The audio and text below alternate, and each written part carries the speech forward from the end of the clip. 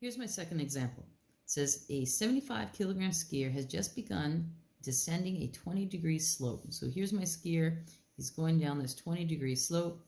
Assuming that the coefficient of kinetic friction, which is mu, is 0.1. I'm just going to write that in. So mu is equal to 0.1.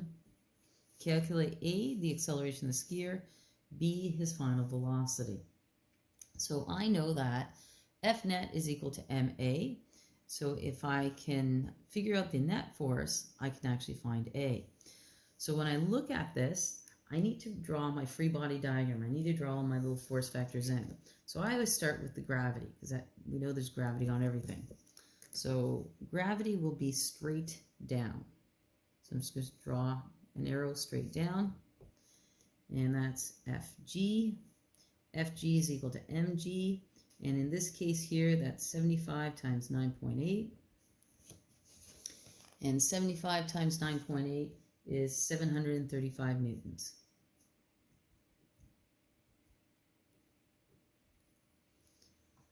We have the surface pushing up on the skier, and that's the normal. So we have the force of normal going up this way, so I'm going to call that force of normal. Now the skier is going down because of the slope, so I'm going to call that force of the slope,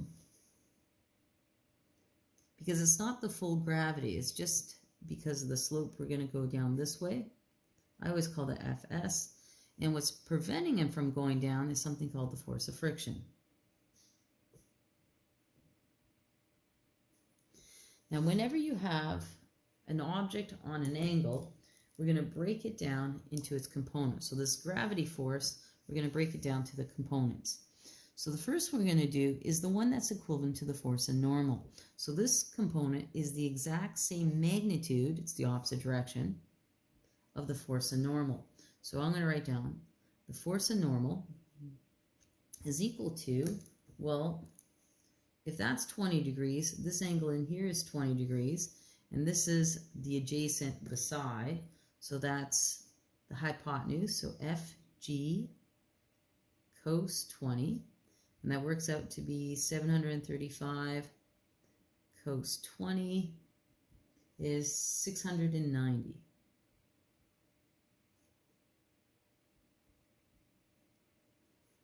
So that's equivalent to my normal force. Now, the force on the slope is equivalent to this one. So this is the force of that slope, because if you had a ball on a slope, it's going to start rolling down because it's slope. So I call that Fs, and that one is opposite, so we're going to use sine. So it's the force of gravity, because that's my hypotenuse, the force of gravity, sine 20, so 735 sine 20 gives me 251.38. So the components, this one will always be equal to the force of normal, and this one is force of the slope going down. Now the net force is equal to sum of all the forces. I'm just going to move this over a little bit. So we know F net is going to be equal to this force of the slope due to the slope plus the force of friction.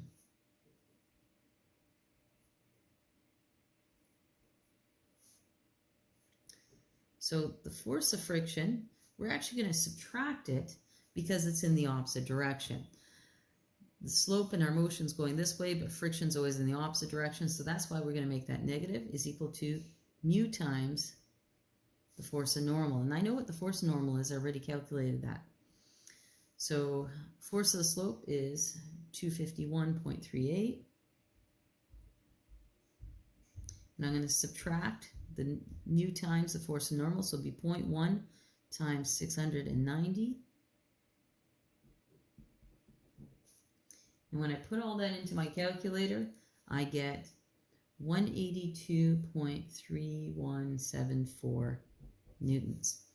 Now that I have my net force, I can actually figure out what my acceleration due to gravity is. My other net force formula is this one. F net is equal to ma. I could rearrange this for A, so I get A is equal to F net divided by M.